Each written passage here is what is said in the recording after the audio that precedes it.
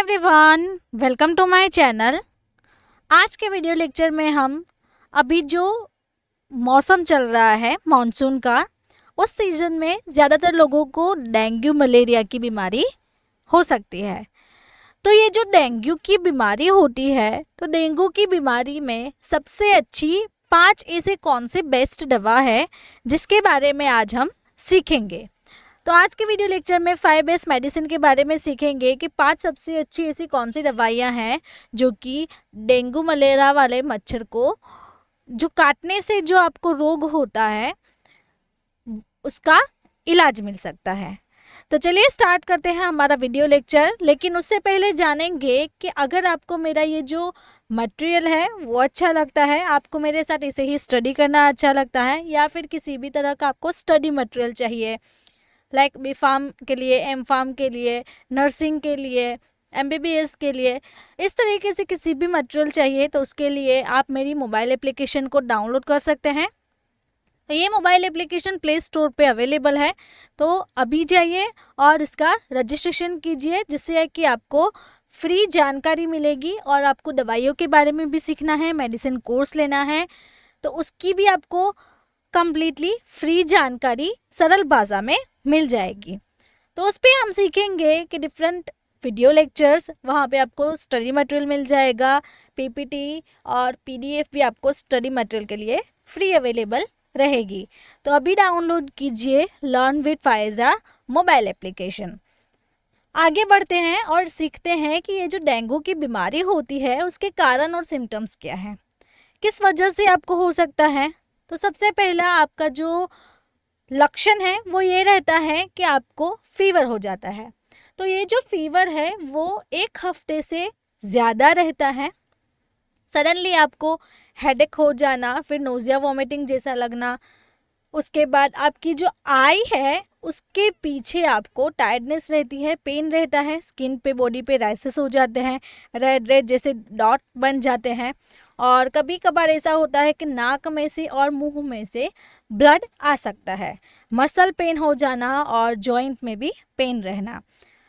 तो ये जो ट्रांसमिशन यानी कि डेंगू कैसे फैलता है, तो फीमेल मॉस्किटो जो होती है वो आपकी बॉडी पे बाइट करते हैं उसके नोज के थ्रू।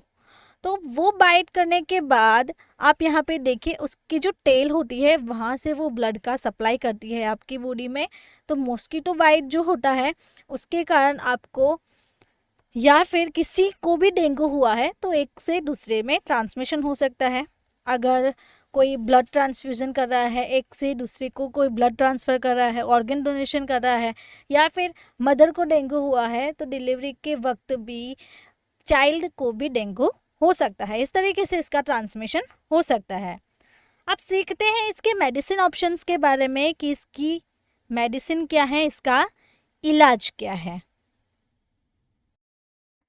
तो यहाँ सबसे पहली जो मेडिसिन है वो ये है कि कॉम्बीफ्लेम। तो कॉम्बीफ्लेम एक anti inflammatory and analgesic medication है, जिससे कि आपकी बॉडी में पेन हो रहा है, फीवर हो गया है, तो वो आपकी बॉडी में रिलैक्स करता है। तो इसमें आइबुप्रोफेन और पैरासीटामोल का कंटेंट है। आइबुप्रोफेन आपको 400 mg मिल जाता है और पैरासीटामोल 325। तो स्पेशली आपकी बॉडी में जब भी पेन होता है या फिर फीवर हो गया है तो उसे रिलीफ करने के लिए आपको ये मेडिसिन रहती है। तो इसका जो डोज है वो मेनली 1 टेबलेट दिन में 3 बार पेशेंट को सजेस्ट करते हैं, और ज़रूरत पड़ने पर वो आपको इंजेक्शंस भी इसके दे सकते हैं। दूसरी जो मेडिसिन है वो है पतंजलि की गिलोय गनवती। तो गिलोय गनवती एक आयुर्वेदिक मेडिकेशन है।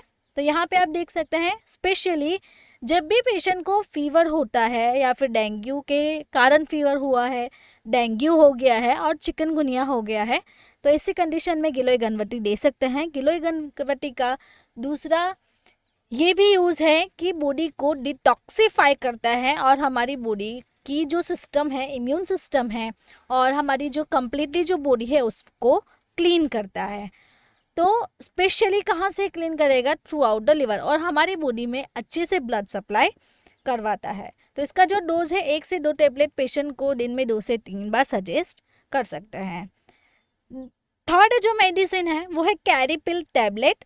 तो कैरी पिल टैबलेट में अब यहाँ पे देखिए कैरी का पपाया लीफ एक्सट्रैक्ट। तो जो पपाया जो फ्रूट होता है उस फ्रूट का जो लीफ होता है उसका एक्सट्रैक्ट बना के ये जो मेडिसिन है वो बनाई गई है। तो ये टैबलेट स्पेशली यूज़ इसलिए होती है बिकॉज आपकी बॉडी में प्लेटलेट काउंट जो है वो लो हो जाते हैं। तो प्लेटलेट काउंट को अगेन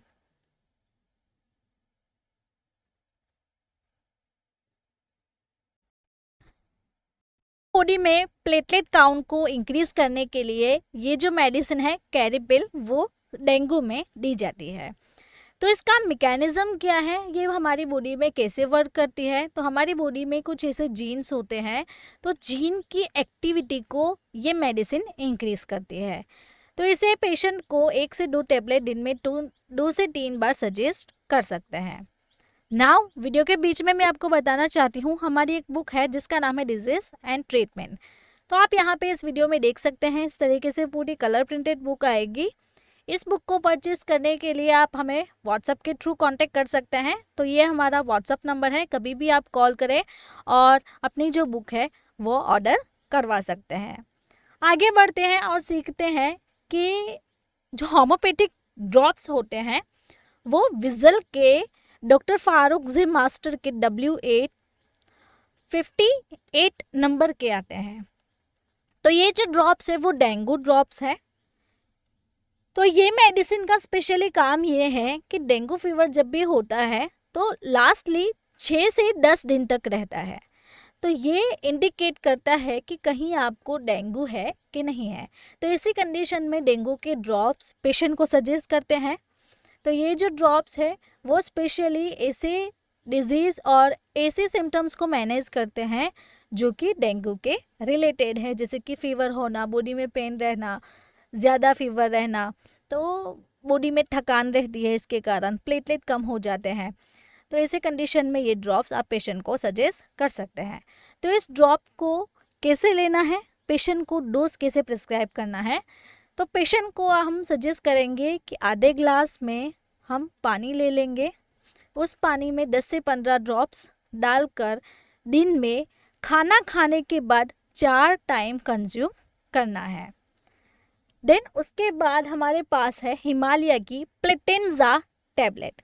तो प्लेटेंजा टैबलेट में हम देखेंगे कैरी का पपाया कॉम्प्लेक्स, लेकिन आगे हमने देखा कैरी का पपाया लीफ एक्सट्रैक्ट की जो कैरी पिल टैबलेट थी, ये हिमालय में भी कैरी का पपाया ये भी कंटेंट है और उसके साथ साथ बायो एनहांसर भी है जो आपकी बॉडी में जो प्लेटलेट काउंट कम हो गए हैं उसे वो इंक्रीज करता है। तो इसमें जो मेन इंग्रेडिएंट है वो है गुडुची। तो गुडुची का काम ये है कि आपकी बॉडी में इम्यून सिस्टम एनहांस करेगी। आपकी बॉडी में वीकनेस आ गई है तो आपकी बॉडी में वीकनेस को दूर करती है।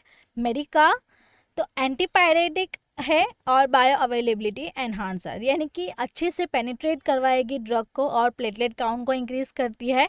और पपाया का काम तो हम जानते ही हैं। तो पपाया एक एंटी डेंगू इंग्रेडिएंट है और एक फ्रूट से भी अच्छा उसका फ्लेवर है।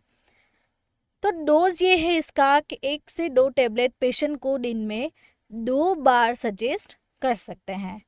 तो अगर आपको मेरा ये वीडियो अच्छा लगा तो आपको ये वीडियो भी अच्छा लगेगा। ऐसे ही डिजीज़ एंड मेडिसिन के बारे में जानकारी चाहिए तो मेरे चैनल को यहाँ से सब्सक्राइब करें और मेरी मोबाइल एप्लीकेशन को डाउनलोड करना ना भूलें।